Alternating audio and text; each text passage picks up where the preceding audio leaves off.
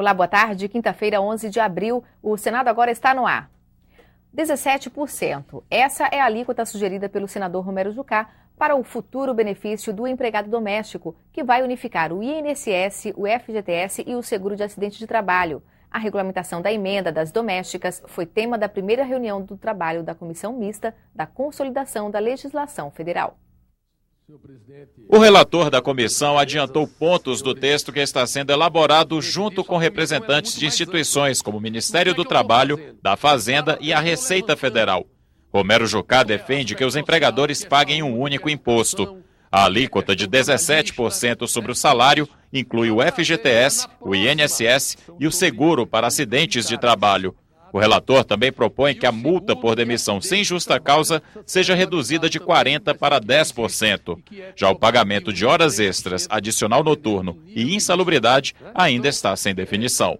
A relação doméstica é diferente, principalmente para aqueles que trabalham e residem na casa. Trabalhar 8 mais 2. Se você tiver uma emergência à noite, se você tiver alguma outra coisa e precisar do trabalho, a lei hoje não permite, nem que você queira pagar a hora extra ou adicional noturno, você não pode pagar. O relatório do senador Romero Jucá deve ser apresentado no dia 23 de abril. Os deputados e senadores da comissão mista devem votar o texto até o dia 1º de maio. No dia do trabalho, nós temos que ter já uma sinalização para a sociedade de que essa questão será regulamentada e de que forma ela será regulamentada.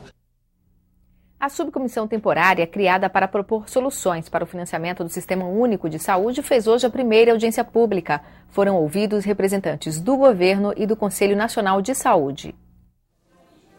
Poucos recursos e uma demanda infinita. Para o secretário de Gestão Estratégica do Ministério da Saúde, esse é um dos principais problemas do setor. Segundo ele, 100% da população brasileira utiliza o SUS. Essa água que nós estamos tomando aqui agora é uma água do SUS, porque o SUS que dosou coliforme fecal na ponta de rede e é o SUS que dá o selo de segurança que a gente pode tomar essa água e não vai adoecer.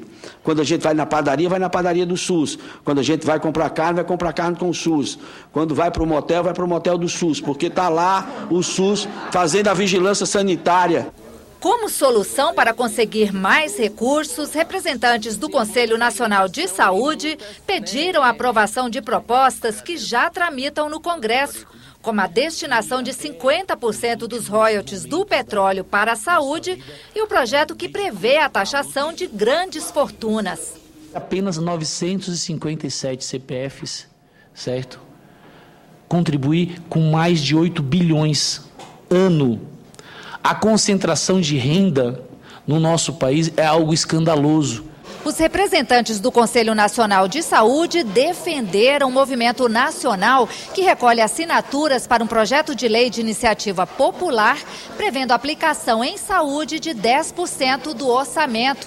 Eles também apontaram o contingenciamento de recursos como um dos principais problemas na área de saúde. O governo decide aonde contingenciar recursos e não dialoga com a sociedade. Então, às vezes, é uma decisão arbitrária e aí, por mais que se tenha as decisões enquanto essas medidas, mas isso afeta necessidades sociais, afeta direitos da população, direitos constitucionais. O Conselho Nacional de Saúde tem toda razão quando reclama que quando estamos buscando novos investimentos em saúde pública, ainda podemos falar de contingenciamento. É uma das áreas que nós vamos atacar, né, porque é inadmissível que se contingencie recursos para a saúde quando ainda estamos devendo tantos recursos para a saúde pública.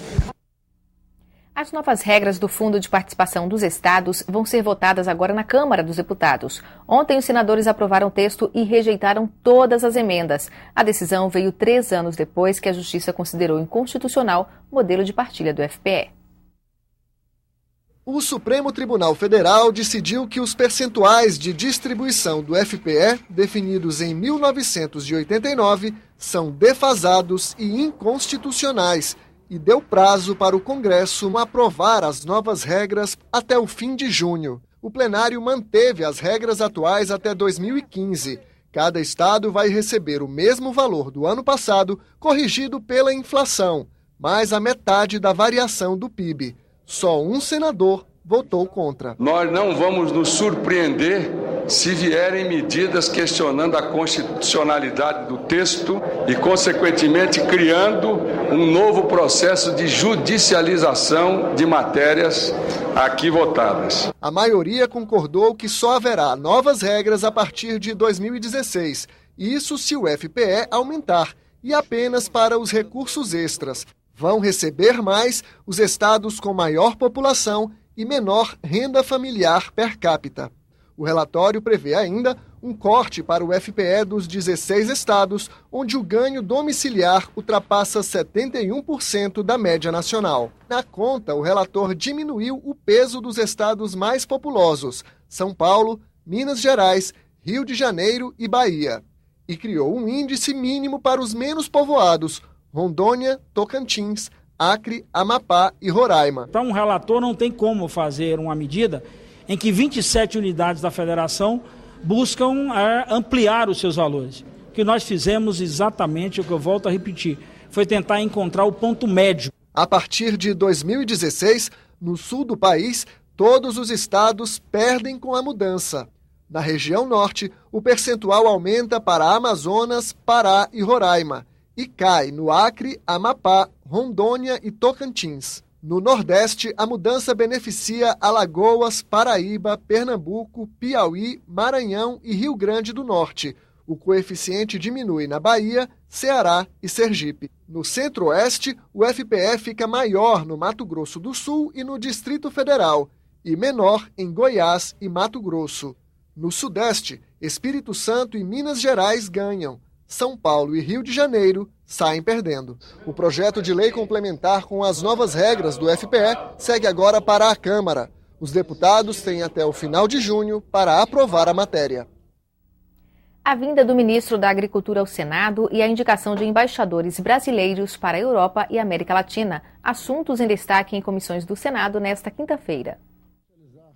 A Comissão de Relações Exteriores aprovou os nomes de Santiago Luiz Bento Fernandes Alcázar, indicado pela Presidência da República para embaixador no Azerbaijão, e de Maria Elisa de Bittencourt Beringer para embaixadora na Colômbia.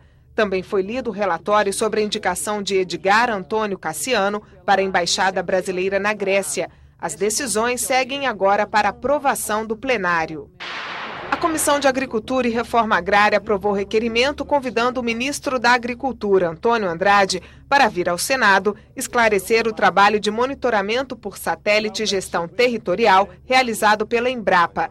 As informações vão auxiliar os senadores no debate sobre a criação de terras indígenas em áreas de produção agrícola, evitando conflitos fundiários em várias partes do país. É um conflito entre brancos e índios desnecessário. Começando pelo simples argumento de que o Brasil é grande demais, tem terras demais para acomodar todas as pessoas. A legislação é simples, está na Constituição.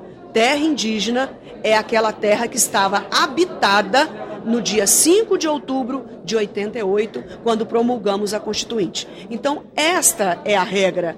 Quem esteve antes ou quem esteve após não tem o direito a essas terras. Nesta semana, o presidente do Senado, Renan Calheiros, anunciou um plano de adequação dos prédios da casa para atender às necessidades dos deficientes visuais.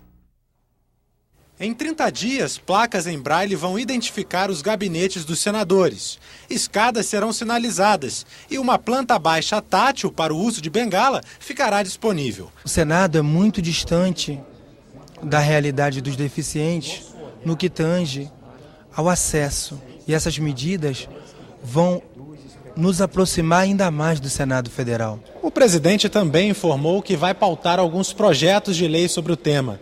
Entre eles, o que regulamenta a profissão de revisor em braille e o que prevê aposentadoria especial para pessoas com deficiência. No plenário, o presidente lembrou que o Senado já aprovou o Estatuto da Pessoa com Deficiência e disse que vai colocar em votação o projeto que estabelece a doação de cães-guias aos deficientes visuais. Ele também destacou o trabalho da Gráfica do Senado, única em Brasília especializada em impressão braille. São impressos em braille aqui no Senado a Constituição, os Códigos Civil e Penal, o Acordo Ortográfico da Língua Portuguesa, os Estatutos do Idoso, da Criança e do Adolescente, as leis Maria da Penha e de apoio às pessoas com deficiência, além do Jornal do Senado e várias outras publicações de interesse geral. O Senado agora termina aqui. Veja a seguir a sessão plenária ao vivo. Para você, uma boa tarde. Até amanhã.